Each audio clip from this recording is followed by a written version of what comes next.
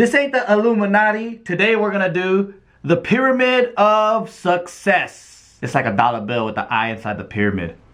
Alright, so your friends are all gonna believe that you just joined the Illuminati. In your journal, open this up, babies, and make a big ass pyramid.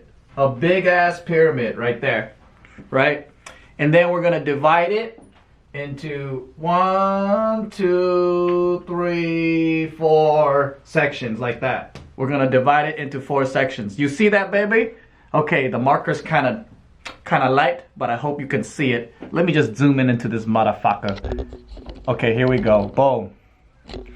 Okay, now what I want you to do is for the top one right here, we got the high goals. Your top lifetime goals, right? So we got the, here, let me write it over here. Top life goals, right there on the top. And then, here we go, 1, 2, 3, 4. Now number 2, number 2 is all the stuff that's gonna make you monies. Why is it backwards? Is it backwards? Son of a bitch. See, it's backwards when I look at myself. Number 2 is things that make a lot of money per hour. High dollar return. Okay, high dollar return, number 2. Number 3, low dollar return. Low dollar. This is high dollar. Why is it dollar? You'll find out in just a second. Now number 4 is 0 to negative.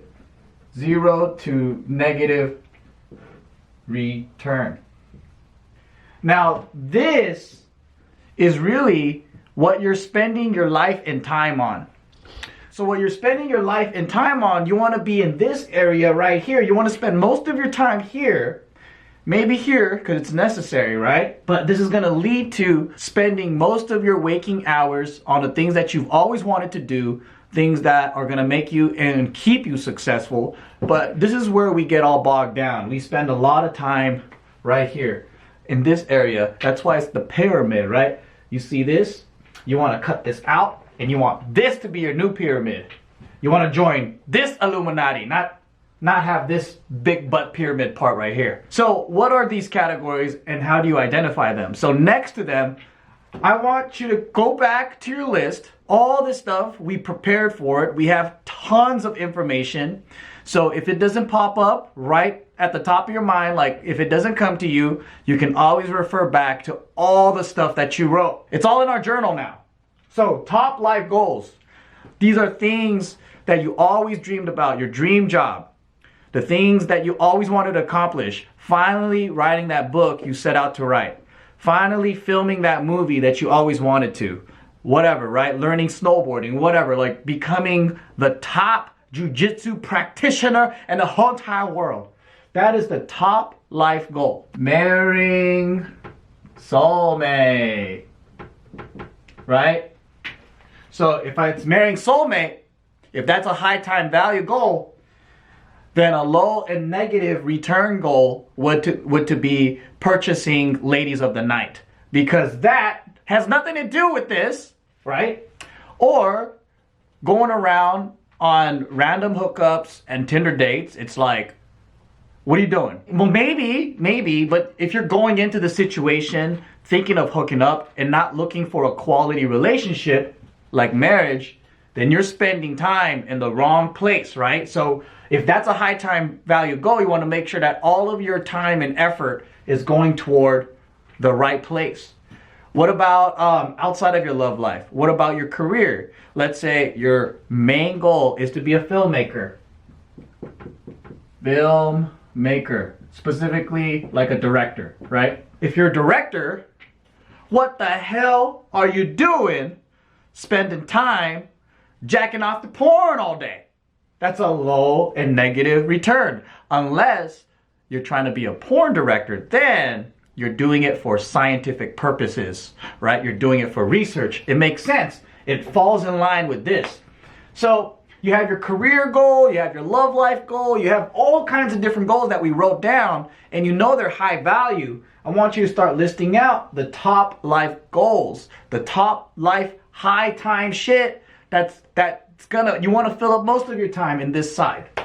Now this, obviously, right now, you can't do all of this right now because you need to earn a wage, you gotta make money, you gotta do all that stuff. So you want to do things that are high value, right? So things that might take a long time, but they're going to give you big returns. For example, high value for me, or high money returns for me, was building a company. It might be really risky, but eventually it's going to pay off. And unfortunately, a lot of us can't just do that overnight. We have to do low money things, right? Like these are regular jobs, waiting tables, you know, working at the gas station, working retail, maybe doing data entry at a company or whatever it is, you know, selling cell phone subscriptions, who knows? But this is the low money part, right? We want to spend less time here and more time here.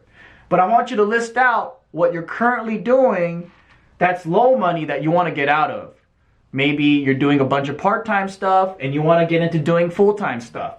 But the high money is where you want to be, and then you want to be in these two, 1 and 2 realm, right? So this will be maybe full-time or investing into high reward, baby, right? Full-time or investing into high rewards. Excuse my handwriting. Low is just regular jobs and commitment. Regular jobs, commitments, things on a daily basis, errands, like that. Like things would be like reading emails, paying the bills, like regular life shit. And I say that that's low wage too, because at this level, you know, you might be wasting time doing things like laundry or whatever, but you can't afford a personal assistant or wash and fold service or whatever. So you have to spend time doing this stuff, right? So like laundry, errands. Okay. Now, 0 to negative return. What the hell is this shit? 0 to negative return. Now this is the destructive shit. This does not give you any type of return. So for top life goals, like let's say if things was super healthy, I'm trying to get a 6-pack, right? What typically determines low to negative return is the opposite of it. If you're trying to do a 6-pack here, why the fuck you eating corn dogs all day? I'm talking to myself. I love corn dogs. But right here, it weighs you down. It pulls down everything else and it delays everything else. I'd rather be here at low return than at a negative or no return. This means like your chaos, your destructive things, overeating, too much drugs, too much partying, too many things that are destructive, right? Wasting way too much money, being lazy, wasting too much time, not really working on the things that you need to be working. What gets you there? What are the things that distract you?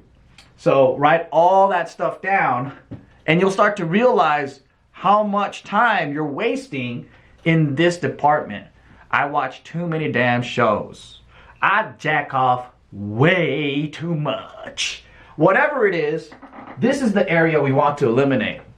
And we do a lot of writing on Jamalian Academy, 90 Days of Freedom, because for me, and I think for many people, unless we put it down and visualize everything, it's difficult to realize how much time and how much energy we're wasting on things that we shouldn't be doing. And when you have the big picture of it and you start writing all this shit down, you're like, oh my God, no fucking wonder I'm not doing this, because I'm spending so much time and energy in this space. I don't even have time here because I wasted all here. But imagine if you cut out all this stuff and replaced it with this stuff, all the top goals and the things that you need to do to get here.